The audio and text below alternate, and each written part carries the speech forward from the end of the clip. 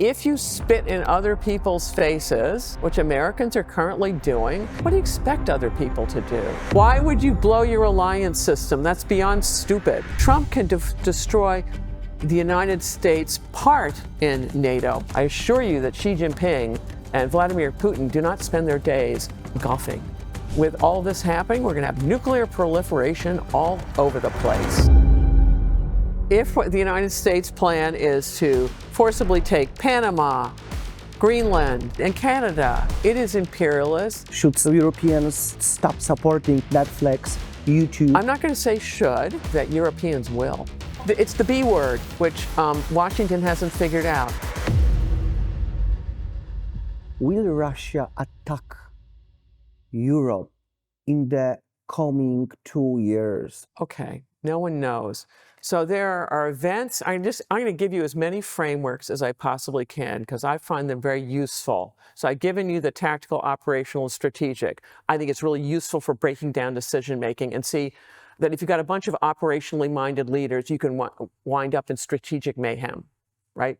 So this one is about high probability, low probability events versus high consequence, low consequence events. So World War, or what is it? A war that goes spreads deeper into Europe, that is a really high consequence event, right? None of us knows what the probabilities are, but I think all of us knows that probability has gone way up. So if it's a teeny tiny number, we're still in a small number, right? But it is a massive, it's an incredibly high consequence event. So guess what? You have to prepare for it. And then let's not play half-court tennis of just looking at us, and then we don't care about everybody else, which is Americans. This is classic Americans. Americans are going to just do whatever, and this decides the fate of the world. Dream on. There are many, it's called hubris. It's a mistake. The Greeks identified it 2,000 years ago. What happens if there's some kind of combination with Putin and Xi about who's going to get what and who's going to do what? And then you could be in a world of hurt, right? Putin offers Xi Jinping the kind of resource security the guy needs, right? With all, it would take you 10 years, right, at least to develop what kind of Siberian energy reserves that would then go to China. That kind of scenario would be disastrous, and you don't want it to happen. So you better be prepared and better be strong in case it does. If you don't want to miss our upcoming interviews with Sarah Paine, subscribe to our channel. What can we do more? You need to continue. The United States is opting out of NATO, apparently, but that doesn't mean the rest of NATO goes away. So you've already got an architecture, and then you can create the parallel one where the United States is not at the table, but you need to develop the military capabilities, right? And I suspect with all this happening, we're going to have nuclear proliferation all over the place. And that will diminish the influence of the current nuclear powers. Why? Because there'll be other seats at a much bigger table. So that it's not just negotiating with a handful of people, it'll be trying to deal with a lot of people. And you can see this, and it's going to be very expensive. I can see this happening to multiple European countries. I can see Japan getting nuclear weapons, right? Wouldn't you? After watching all of this and this relentless threats that are coming from China and Russia's made it clear these things happen. Sweden's newspaper called for nuclear weapons. Yeah, you're all going to be calling for them if the United States has decided that nuclear shield is not what it's playing. Europe will have to develop its own. That will not make Russia safer. Having a bunch of nuclear weapons in Europe, that will truly not make Russia safer. And then if you're going to have nuclear weapons in Japan, and then Taiwan certainly has the intellectual expertise to do this, we're into a whole new world of high risk. Can a continental state be sovereign without them, without nukes? All right, I think in things that I've written and the discussion of Continental and Maritime, there's some things that need to be clarified. One is a maritime versus a continental power, and the other is a maritime versus a continental security framework. So a maritime power, I mean, hardly any countries are islands, right? So for the handful of countries that are islands, if you have a dominant navy, at least locally, nobody can invade you, right? So, and then you can practice trade and other things you can focus on. Whereas if you've got land borders with someone hostile, then you have to have a big army, and it requires that. But let's just go a step forward. After the Industrial Revolution, it introduces compounded economic growth, and that turns out changes the currency of international power from land, which it used to be. Land used to be where you get the commodities you can grow. This is where you get the peasant conscripts to fuel your mass armies. Well, once you get the Industrial Revolution and compounded growth, it's industry, commerce, and trade. That's where you're, and then from that you can fund your army and do other things. Then you add in the post-World War II institutional framework that allows everyone to coordinate. Now let's look at Europe. It's a big peninsula, or two peninsulas, right? You got the Nordic Peninsula and you got the rest of the peninsula. And that allows you to exercise a maritime security paradigm, because Europe can always get its goods out because the peninsula ends on the high seas, whereas a country like Russia or China, not so. They're surrounded by narrow seas. In wartime, their narrow seas will shut down to merchant traffic. You just can't get it through. Ask Germany about the world wars, how much merchant traffic it got out. Zip. French have nukes. They do. But the French also said in 1939, we don't want to die for Gdańsk. We don't want to die for Poland. I can't quite believe in European nuclear sharing. You can't believe. Well, wouldn't that be kind of a problem? Because I would suspect that Germany will get nuclear weapons because it's going to look at it and go, we have to. And I wouldn't be surprised if Poland gets nuclear weapons. Boy, as Poles, you've had quite an experience with Russians. Goes back a long time. You would be under zero illusions. And so if the French aren't going to be reliable, that was why the miracle of the United States, of this wonderful World War I generation conscripts, and then at your age, they're surviving the Great Depression, and then they're the strategic leaders who understand that you're much better having many friends and delegating whose responsibilities are what, and the United States was going to provide the nuclear shield. But we don't have wise people like that anymore. They're dead. And we got, what, a failed real estate mogul, a reality TV host as president? I assure you that Xi Jinping and Vladimir Putin do not spend their days golfing. Let's talk about US-Russia dynamics. What's the American play here? Play for what? Are the United States really attempting a reverse Nixon or Russia? Nixon believed that ganging up with China in order to defeat the Soviet Union was a good strategy. It was, right? And Henry Kissinger had a comment about foreign policy that every problem you solve just results in a more complicated problem.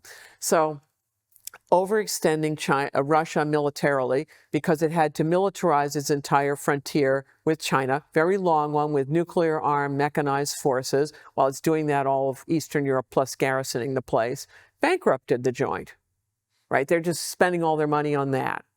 And so Nixon saw that, he played the card very well. But now we got another problem. So Russia has been debilitated, but now we're dealing with China. So we're in another period now. So you need to do other things.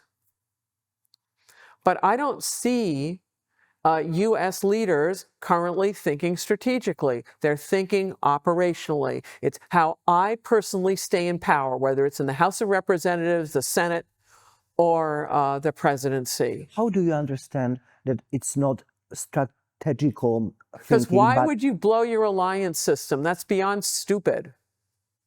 Why would you try to blow up your scientific expertise? That's beyond stupid.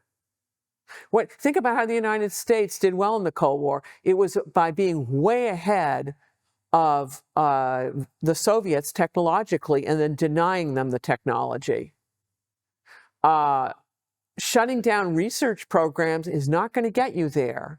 And certainly not shutting them down suddenly so you have people in labs having to turn off refrigerators that kill years of data. Who does that? That's incompetent. This is not thinking strategically. It is called a series of own goals.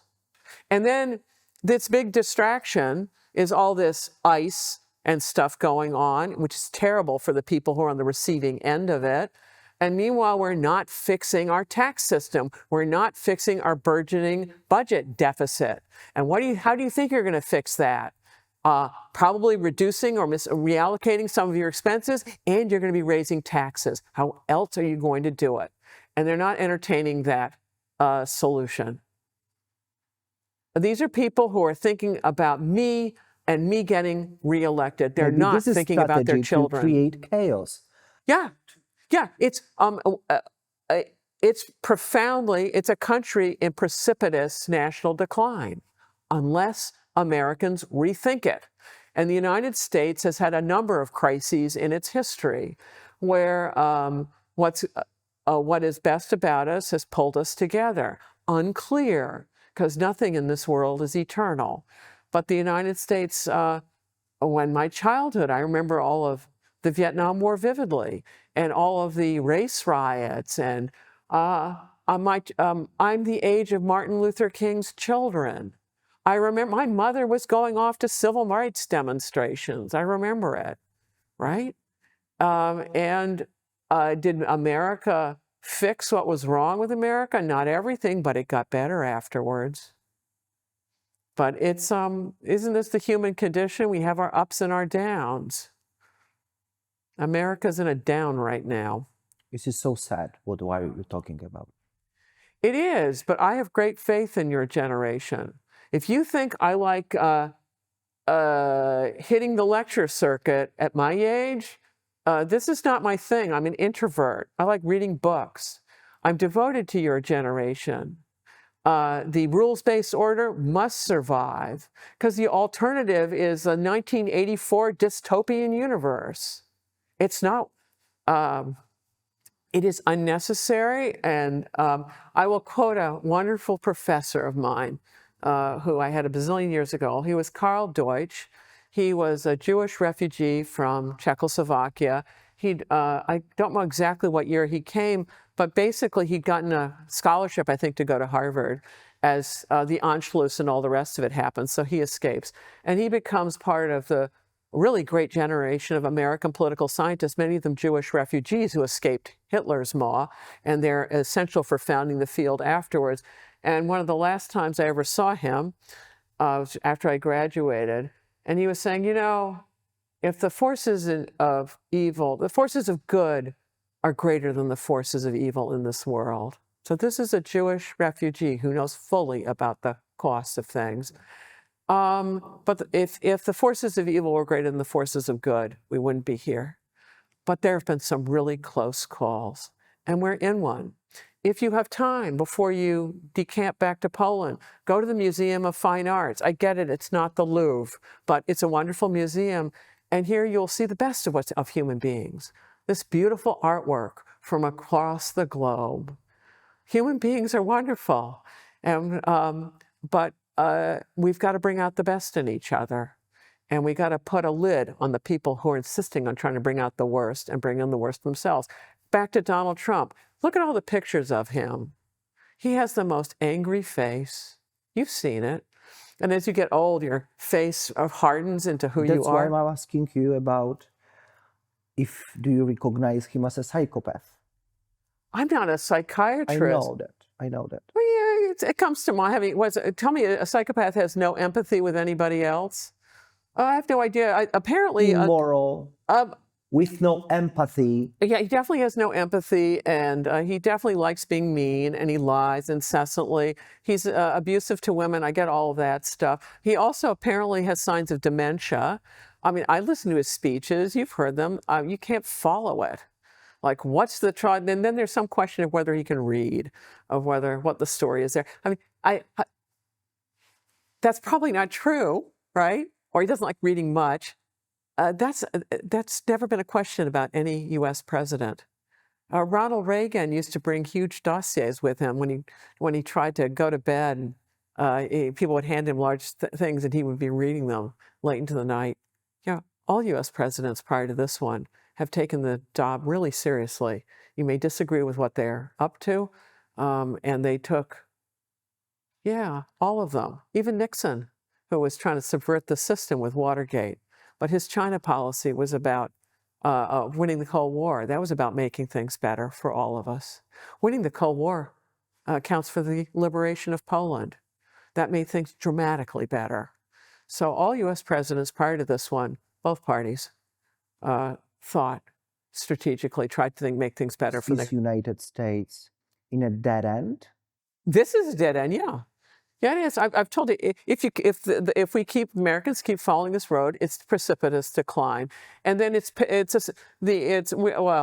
gentleman has already made pivotal errors, so that whatever the NATO alliance is, Americans' position in it is diminished permanently from what Trump has already done. Could Donald Trump destroy NATO? Trump can destroy the United States part in NATO by just dumping it. But all of the organizing structures that Europeans have, that doesn't have to go away. It's just the big boy's having a tantrum and is currently not part of it. It'll make the United States profoundly weaker. And it's fascinating in a really horrifying sense to watch the Republican Party go along with this. The party that used to emphasize national security. The party, it makes no sense. They need to come to their senses to save their children and their grandchildren. Yeah, you make a pivotal error in this world. You've probably been to Greece and you see the Parthenon up there. The ancient Athenians started getting abusive to their allies. They overextended militarily. And then they had a very dysfunctional politics back home, and it was irretrievable for ancient Athens. They never recovered their preeminence. So go look at the Parthenon. It stands in mute testimony to hubris and the foolish things that people can do. So Americans aren't any different in this if we keep playing our cards so unbelievably poorly and keep demonizing each other instead of working together on shared problems and hearing each other out, by the way. The United States decapitated the Venezuela's regime, but left intact, I think. That's straight out of Lenin imperialism. Oh, well, the United States saying it's going to take over Venezuelan oil, that would be imperialism, yeah. It's a mistake. I don't know the end of this story, and we'll see how the November elections go. Whether America is on a precipitous decline, because you can say, as the Soviet Union did, that we're great, we have this wonderful standard of living. It does not make it so, right? That you'd better look at, try to come up with as honest a view of what's going on around you. But the United States has done regime change. So it did it with Arbenz in '54, and I don't think Guatemala has improved. I think Arbenz wanted to do land reform. In retrospect, you look at it and go, it probably would have been better if he'd done the land reform and we'd ignored United Fruit, which was thinking operationally about us making money rather than stabilizing the hemisphere. Then the United States did regime change with Mossadegh in Iran, and that bought whatever, is 20 or 30 years of the Shah working his magic, and then eternal Iranian hatred. Oh, and the United States acquiesced to regime change in South Vietnam with Diem's assassination, right? And that led to a succession of about 7 coups that eviscerated the South Vietnamese government. So be careful what you wish for on these regime changes. So isn't the United States maritime anymore? Oh, the realtor-in-chief is a continentalist. He's following a continental security paradigm. He is not, the United States is deeply divided. There are some Americans who think that way, and there are many others who don't. And there are many others who don't understand the implications of what they wish for. Can it still be a maritime democracy? Yes. If the institutions hold, they may not. We'll see. Is the United States going in an imperial direction like Lenin predicted? Like Lenin? Yeah. Well, Lenin's predictions aside, there's been a lot of water under the dam since Lenin kicked the bucket in 1924. So we're talking over the 100 years, a lot of things happen. But yeah, if the United States plan is to forcibly take Panama, Greenland, Canada. Oh, I'm getting there. I was getting there. I was only on finger 3. Right, and Canada, right? That is continental. It is imperialist. It is a gross mistake.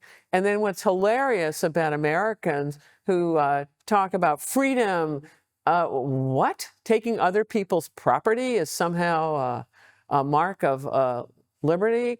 It isn't. What made this country a profoundly unusual country was the founding fathers who in the Declaration of Independence put forth values that have resonated around the globe, which were life, that all of us has a right to life, which is other people can't come kill us, liberty, not the liberty to tell other people what to do, but the liberty to make our own decisions, and the pursuit of happiness. You know, our own pursuit of happiness, not what other people determine it's going to be, as long as you don't run roughshod over everybody else. And there's a significant segment of Americans who've forgotten this. Can Wall Street stop this? Yeah, Wall Street could. And for the billionaires, if it comes to a world war, now, if it happens, their money will evaporate. And if people blame them for it, which they might well, they will know where to come get them. In fact, I was talking to some guy who works for McKinsey, and I think he was talking about his escape pod in New Zealand. McKinsey is a big accounting firm, and but anyway, and I guess they're going to get someone has an escape pod in New Zealand. I don't know, some big underground bunker. I have no idea. I'm probably exaggerating what I was told. I have news. Who's got it? Who owns the entire Hawaiian island? Whatever. If the nukes fly, and there are any New Zealanders left, I assure you that whoever the American is in the underground bunker who helped deliver this dystopian universe, the New Zealanders will reintroduce capital punishment, especially for them, right? It is far better to avoid all of this, that the billionaires have the most to lose if the world order collapses, because their billions are dependent on having rules. Because otherwise, they're just one person with a lot of money. And it's like, okay, kidnapping squad, go to that house. They depend on the rules. They need to start upholding them. The United States wins a war for Taiwan, but chip supply chain is destroyed. Is that even a victory in a maritime sense here in the United States? All right, let's talk about wins in wars. What does win mean? It's a very important question to ask. How do you understand winning? For me, win, this is me. I'm one person on this planet. I believe there are 9 billion others. For me, win is the next generation going to be better off? That would be my win. It used to be agreement on both parties in the United States that was what the ultimate goal was. And whether they had very different strategies for getting there, I get it. But they did not mess around with national security. That both parties, for the duration of the Cold War, focused on democracy, free trade, and anti-communism, and they agreed on that. They had disagreements on some of the strategies, but the goals didn't. Now we've got people who've forgotten all of that, and it's all about, I don't know, me making money, and then I can beat the bejesus out of somebody else and feel good for a day about doing that. Still, I'm thinking, can we really still believe in the international rules-based order? Yeah, sure you can. Is it just a joke? But the way I look at it, and look, I'm just one person. You're asking me all these questions that are so far above my pay grade, it's ludicrous. But since we're having a fun discussion, we'll have a fun discussion about an incredibly depressing topic, is I look at the international order. It's never been perfect. It's been far from perfect.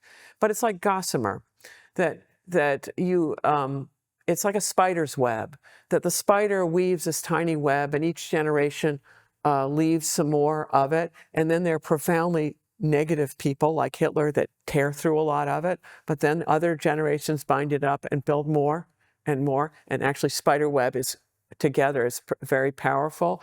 So I mentioned earlier, this rules-based order goes back to Roman Empire, where the rules applied to Rome. And it's come a long way over many, many years. I mean, think about whatever your great-grandparents, if they were the world that they were living in. Yep. And My grandma. it'd be just incredible to think, and think, the Germans and the French aren't going at it. Right? Yeah, they argue. Sure, they argue, but they're not deploying armies against each other. Your forebears would be amazed that that was even conceivable, right? Because they've been fighting each other for hundreds and hundreds of years. In fact, Europe is the great example that when you put down the swords and start working the plowshares together. And we have no alternative, right, than having international law. Yeah, you don't. And also, Putin's going to take it all away from you if you don't get real. So you will get real. I have great faith. You will. It's because, and you think, well, you're looking at Europe and you're going, European incapacity, can't do it. It's the lethality of the threat. The lethality of the threat that human beings, when it really gets rough, it's when they rise to the occasion. Haven't Ukrainians shown you that? They've done a lot. Should we capture Lukashenko like United States captured Maduro? Maduro, lucky New Yorkers, I guess he's in one of their jails. And I guess there are a bunch of dead Cuban bodyguards, unlucky them. Nothing else has changed in Venezuela. I can't imagine Venezuelans of any political party wanting a bunch of gringos, and that's their term for Americans, and it's pejorative, wanting a bunch of gringos running their their oil extraction. So just as Putin triggered Ukrainian nationalism, in fact, Putin has been the greatest contributor to Ukrainian nation building in Ukraine, well, actually, in Ukraine's history. And the United States, depending upon what it does in Venezuela, can get the Venezuelans to rally around the flag. I mean, think about it. In fact, a good example, Stalin inflicted the famine right on Ukraine, and the Ukrainians thought nothing could be worse than Stalin until Nazis came through. And then they went, wow, there can be something worse than Stalin. Oh, by the way, it's very difficult to capture people. It worked for Maduro because no one saw that one coming. But everyone now will see that coming, and they will alter plans accordingly. When the United States tried to get Noriega back in the day, they had deep trouble, right? The United States had to send in Marines and whatever, and it took a number of weeks, and I think he wound up in his red underwear somewhere and was sent to spend the rest of his days in a U.S. prison. Okay, at an operational level, countries can try assassinating each other's leaders, and they can try kidnapping them.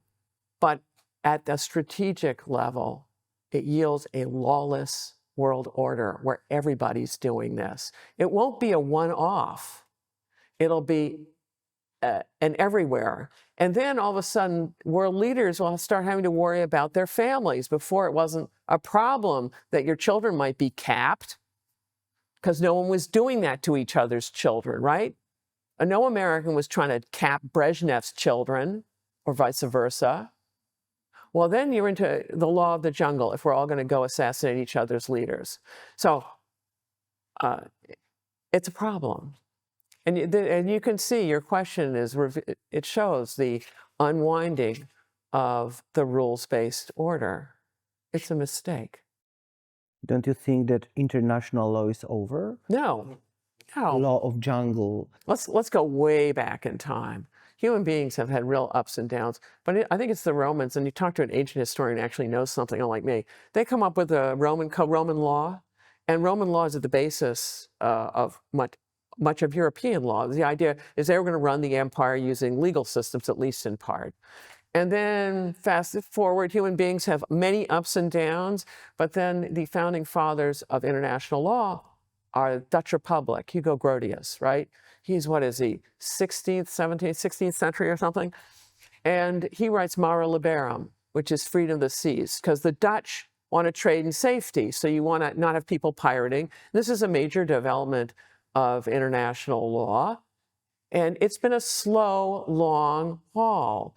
If you think, and with many ups and downs, but the trend line is to having greater and greater legality. Why? Because it reduces transaction costs for business deals. This is why we all interact with each other. It's all the trade and travel, right? So you've come here from Poland and you shine pieces of plastic and everyone honors these things called credit cards. It's a miracle. Well, if we're going to go to the law of jungle, that's all down. And then how are you going to run your business deals? And oh, when someone tries to cheat on your contract, what are you going to do? Trump is rule breaker. So he is changing everything. He is. He is. And the question, here's the question, and Americans don't know the answer to this one, is this an aberration or is this a trend? So we have the whole Republican Party currently going along with him in a way that is very unusual for one political party to put up with a particular leader. And it's all, I think, at the operational level. I'm going to get reelected. But they're blowing the security architecture and the architecture for prosperity. It will impoverish their children, and their children might well wind up, even if they don't go to a world war, in the age of nuclear strike, the United States does not have sanctuary from nuclear attack. And when the losing dictator thinks that it may be their last day, paying us back in the United States might be something that would come to their minds, right? You need friends to deal with this. And why we're spitting on all of our friends, I've asked many Americans, like, what has a Canadian ever done to you? And Americans can't think of anything. And yet we're launching a tariff war with them. I think that Canadian policy will be closer and closer to China now.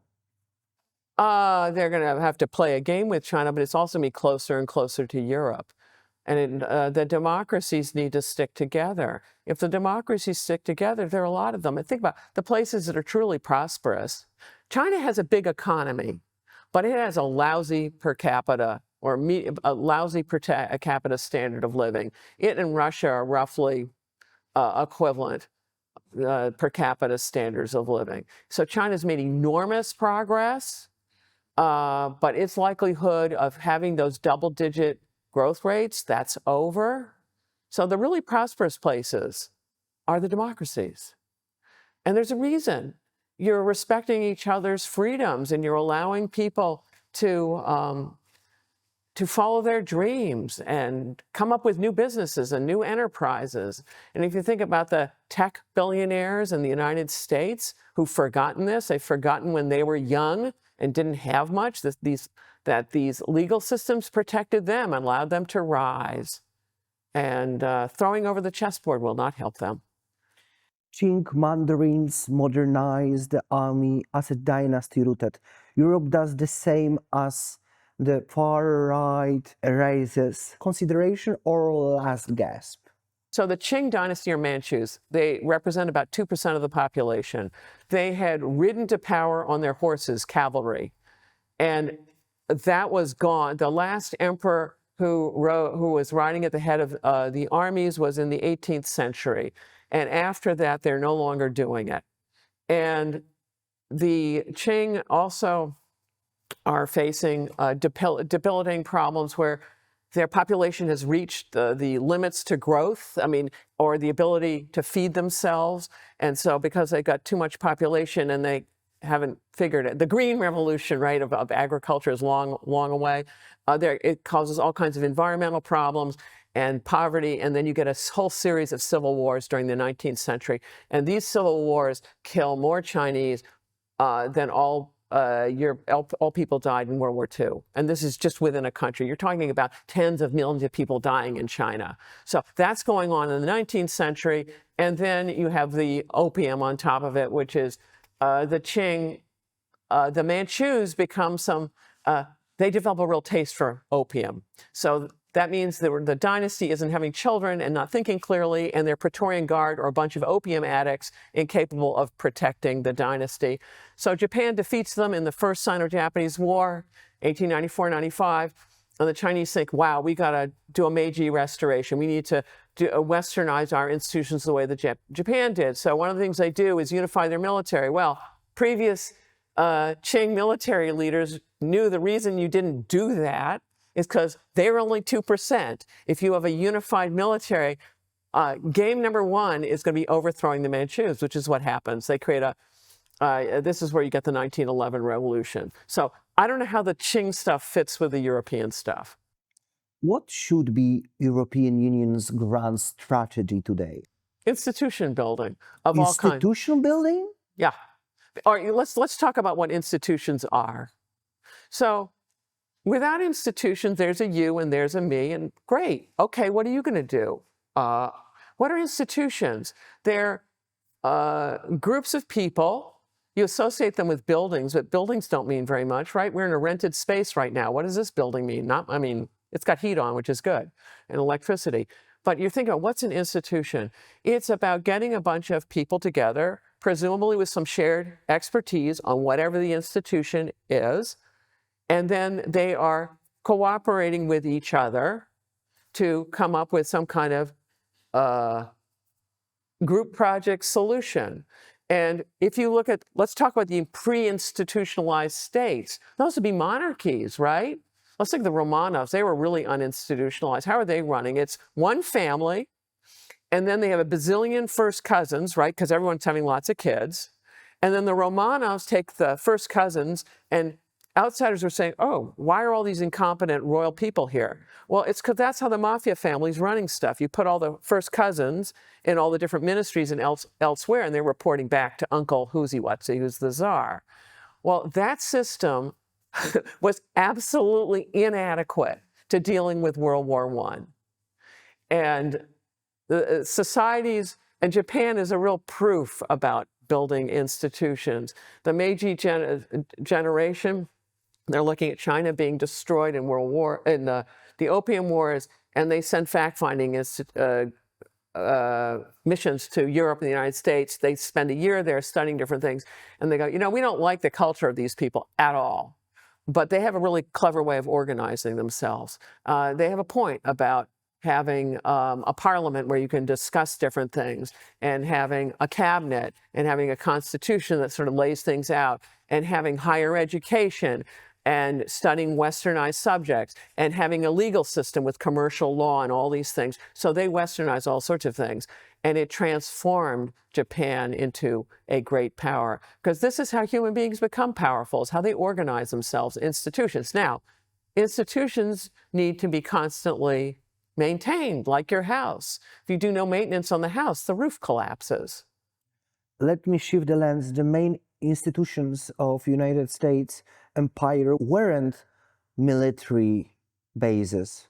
They were institutions, media, and soft power, I think. Oh, it's lost it. America and the United States, in order to regain things, would have to have another administration come in and do a major mea culpa, which would take a real statesperson and a real wisdom of U.S. voters to support doing that. And that seems highly unlikely, right? So the United States currently is in precipitous national decline. We are doing, Americans are doing our enemy's work. I can see Europeans, to be honest, dropping Netflix, YouTube, and Apple. Seeing them dropping them? Yeah. Yeah, right. It's the B word, which Washington hasn't figured out. Boycott. It's very powerful. So let's go back to Japan, that was going to work its magic in China back in the day. And this is when China was a country riven by warlords, not an industrialized country. Japan was industrialized. And so Japan invades Manchuria in 1931. The Chinese are incapable of dealing with it militarily. So Chiang Kai-shek is trying to go to the League of Nations and get allies to do something. No one was willing to do anything. What did Chinese citizens do? They make individual decisions. They will not buy Japanese goods. What's the whole point of going to Manchuria? Oh, it would be to make money. And it would be in part to sell those goods. Over. So So Europeans should stop supporting Netflix, YouTube. I'm not going to say should. I'm going to say that Europeans will. It's just if you spit in other people's faces, which Americans are currently doing, and Americans hate it when other people try to spit in their faces, what do you expect other people to do? Right? There are two variants of American hubris. I will cede these to you. One of them is hubris variant A, which is all the important decisions in the world emanate from Washington. We know that. What nonsense. The other form of hubris is I'm a real expert or really good at one thing, and therefore my expertise is transferable to all forms of human endeavor. And this is a problem with a bunch of the tech bros. Very smart at one thing, and then they think it applies to everything, and they are so wrong, right? You have lots of bright people. There is no lack of bright people in Europe. There is no lack of well-educated people in Europe. And it's a prosperous part of the world. You can do it. You've written about how maritime powers police the system, but Americans also policed Europeans. Was it legitimate? Wait a minute. If you look at what I'm thinking of when I say a maritime-based order, and when I'm saying it's maritime, 90% of our trade with each other goes by sea, and I think it's 99% of digital traffic and all the communications go on those cables under the sea. So that's why I'm saying it's maritime. This is how we all interconnect with each other. And it's on exterior lines of communication, right? Because seas are all on our exterior. It's not like Russia and China going out from the center. And then you look at how it ran, which was by negotiating, negotiating our differences. And if you think, was it a perfect system? No. Did everyone follow the rules? No. But there was a sense, I think, this is why you're asking me all these questions, that there was some bedrock foundation to the whole thing. And now the United States is absenting itself from that. That doesn't make the system all go away. It means the United States is having a tantrum and having a self-timeout. And it's profoundly dangerous for the United States. It's not helpful for anybody. And the United States, if it continues doing this, it will unify all countries in the world against it. And that will be a profound blunder to have done that. That takes real incompetence, but that is where the United States is headed. Europe does not have to do that. You have a lot of bright people in Europe. I think about, I haven't decided, well, you can correct me on the terminology, whether it's the Baltic 8 or 9 or 10, where if you take the Nordic countries, including Iceland and the Baltic states, you want to throw in Poland and Germany, and they either border on the Baltic or they border on Russia and the Baltic. And there's been a lot of really thoughtful leaders discussing with each other, particularly Scandinavians with each other, because they have tiny populations and they have a long, long border to worry about, and developing creative solutions. You'll be institution builders. Think about your own country, Poland. Will play a central role in this. So suppose you are advising Poland or Europe right now. Be a retired professor advising Europe. Okay, that's a good one. Under your own historical approach and your huge knowledge from the historical point of view, what's the optimal posture if United States commitment becomes transactional? Because Trump is transactional. It is transactional. What about, why is there even a become there? Right now, it is transactional. All right, you're going to wait and see what happens in the midterm elections. And so they're coming up fairly soon. And we shall see whether it's a double down. Everyone thinks, oh, it's great, let's keep doing this. Or whether you start seeing a rethink about this as a a great mistake. There's no one on this planet, I don't believe, knows whether the current trajectory of the United States is the last gasp of a bunch of old people, in which case it feels like sort of the Soviet Union, right? Where you got, what was it, Brezhnev, who'd had a stroke in '76, and he's sort of hanging around until he finally dies. And then you get Chernyenko and Andropov, who drops off, or whatever, I got them backwards. And then finally, you have to do generational change. And then, of course, the new generation kills the patient trying to save it. But we've had this sclerotic leadership in the United States. So is it just the end of that? And then we're going to be off to something better? Or is this the new future of the United States, of this authoritarian country? I mean, you look at the level of cruelty. Is it the new future? I'm for telling the you, there are United two States? diametrically, options, I there are know. two diametrically opposed possibilities. And I don't know the answer to that question. For instance, I've given a lecture on the Cold War, and there are two umbrella explanations for why the Cold War turned out the way it did. One, and they're based on the same data. One of them, it took every single failing of the Soviet Union, every smart thing the West ever did in order for it to end the way it did, which means the West barely won. Or the other one is the Soviet Union was such a mess that it was inevitable to end the way it did. So those are same data. The story is when you're dealing with 9 billion people or whatever the world population is, what happens in the world is an aggregate of all of that. None of us knows the answer. Don't you think that the era of democracy is over? If it is over, you will live an impoverished life. I'm going to age out of this. So as this age of democracy is over, I will have spent my life in this wonderful, mostly inter-Cold War period when the rules-based order held in the developed world. If the world of democracy doesn't hold, Poles know all about it. It's your past. It's your Soviet past. You want to live that way again? Have fun. Better to defend the democracies. You are talking a lot about military sector, that we should do what is our best to secure ourselves. Can democracies militarize? You know they can. You've studied both world wars. I'm not sure. People are too, comfortable. Yeah, they are until the existential threat. Think about the United States, incredibly isolationist in the 30s, and then Britain is nearly being defeated by Nazis, and the United States is going, no, not going to deal with that. We had all kinds of neutrality laws. And then the Japanese attacked Pearl Harbor, and there was a major rethink about that. So what it looks like one day and what it looks like on the next day can change radically. What does military power actually come from?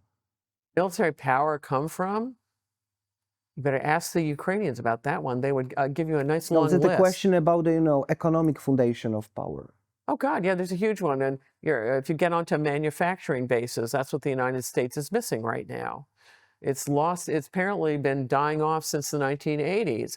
Okay, you can regain a manufacturing base, and that might solve in Europe as well. That might solve a lot of problems for some young people who need decent jobs if you start restoring that manufacturing base. And you're going to start it with the arms industry because you have to, not because it's desirable, but because Putin is going to keep working his magic towards your neck of the woods. In Second World War, the United States was the arsenal of democracy. Does your model hold when chip produced moved to China? Well, actually, it's in Taiwan, the key chip foundry. So if China tries to take Taiwan militarily, that chip foundry will be the first thing that will disappear from the map, right? It will be sabotaged, or someone will make sure that China does not get chip foundry.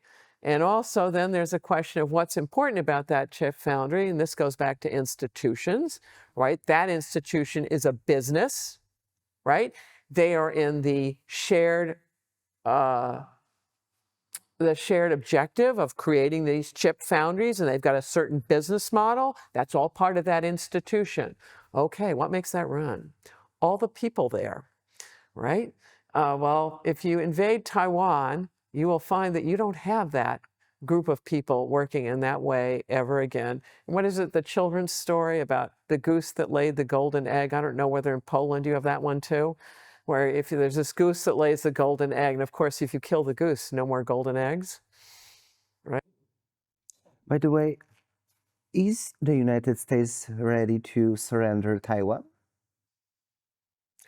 It ain't ours, but the great question on the rules-based order is based on sovereignty. And it would, if the United States does not lift a finger about Taiwan. Vivek Ramaswamy called for that. What? Vivek Ramaswamy called for that. Oh, what a great guy. Yeah. That would not surprise me of him saying that at all. But if the rules-based order goes down, it's rather like the oxygen in this room. We all take it for granted. If the oxygen disappeared, you'd notice it rather rapidly. It means you're into the law of the jungle, where even if the United States is a big country, it's not bigger than the combined everybody else, and everybody else is going to be wanting to pay us back for doing the awful things that we've been doing. These are profound mistakes. In sports terminology, they're called own goals. And go back to my framework, these are all tactical and operational decisions that are being made in the United States for people who want to stay in power. It's at that level. It has nothing to do with improving the lives of their children, of improving the prosperity and security of the United States. It is actively undermining those things, the long-term things, for the immediate things. That's what's going on. Can a maritime power with a long war with superior software but interior hardware? What do you think about that? No idea. I think the story is that war takes a lot of hardware, and if you don't have it, it'd be really sad. And also, you're talking about the United States being in a hot war with somebody, if the hot war with somebody has nuclear weapons, I will assure you that on the day that somebody thinks their last day is arriving, they will make sure to make it everybody's last day. That's why it's so profoundly dangerous, right? And so why we need to avoid getting into this hot war. You've seen the Ukraine war. No one's going to back down on that one. From now until doomsday, there's going to be no back down. Why? Because for Putin, it's a matter of personal survival. It is not a matter of personal survival for the Russian population. But for Putin it is, and it's a dictatorship, he matters.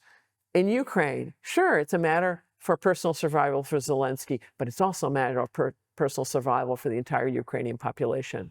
Who knows, the Russians want to erase them. So they're never going to give up. That war is going to go on and on. How do you see the future of Ukraine?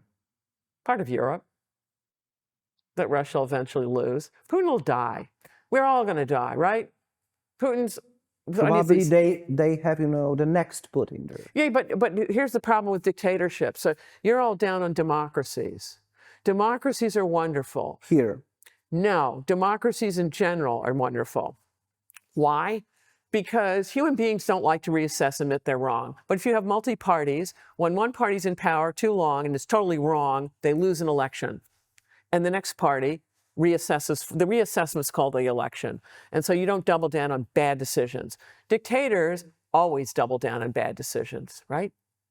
And they just, and it gets, the longer they're there, the more yes men they have around them. And they just double down, double down. But the moment they die, then you have a free-for-all. Isn't it an idealism? No. But think about it. I'll go to the Korean War, because Stalin dies in the Korean War. The Korean War was just a frozen conflict. It was just going on and on and on and on. Stalin dies. Okay. There's a massive, everyone is looking at this and going, he's gone. Some Eastern Europeans start revolting, and there are revolts within the Russian prison system, and there is a free-for-all at the top of the Russian government of who's going to succeed, right? Stalin. And that doesn't coalesce into Khrushchev for a number of years. In that number of years, Russia was profoundly weak. What do they do within a week or two of Stalin's death? And I kid you not, a week or two. They go, oh, gee whiz, we can start settling this Korean War, because they want to get out of Korea immediately so that they can deal with other stuff. Khrushchev was Ukrainian, Brezhnev from Donbass. Don't you think that imperial core experience teach, a country? Khrushchev was Ukrainian, Yeah. right? So is Brezhnev. Okay. Yeah. Brezhnev from Donbass, as I remember. Does imperial core experience teach a country to think like a great power? I have no idea what Ukrainian has to do with that one way or the other, but certain countries have an attitude about we're a great power, and I bet you'd have to look at every one of them individually to look at their historical experience. So you got Russia, the French feel this way, the British feel this way, Americans feel this way. So let's go to Russia. Russia, because it's inherently a continental power, right? And so the way the Muscovy takes over is by defeating all the other princely states in what is now European Russia. And then it then takes over different distinct ethnic minorities, right, who'd had, the stands had all sorts of different sets of government. And the way the Russians do it is they co-opted the ruling class, if they're willing to be co-opted, to be tax collectors, and then they brutalized everybody else who tried to resist them. So that's their security paradigm, of take on people a little bit at a time, brutalize them so that they never come back for more. And so that's how Russians have played their foreign policy and domestic policy forever. It's never been about the rule of law. It's been the dictator on top. So that's who they are. But other people are different. So I have just one question more regarding arsenal of democracy, because maritime power blockades enemies to destroy them economically. Yeah. The United States offshored production to China is the biggest mistake of the 21st century. That was or wasn't? That's my question. If it was the biggest mistake of the 21st century. I don't know. I don't know what the biggest is. That would mean, in order to answer your question. One of the biggest. All right, because I would have to list all the mistakes of the 21st century and then prove why that one's the biggest one. So one of.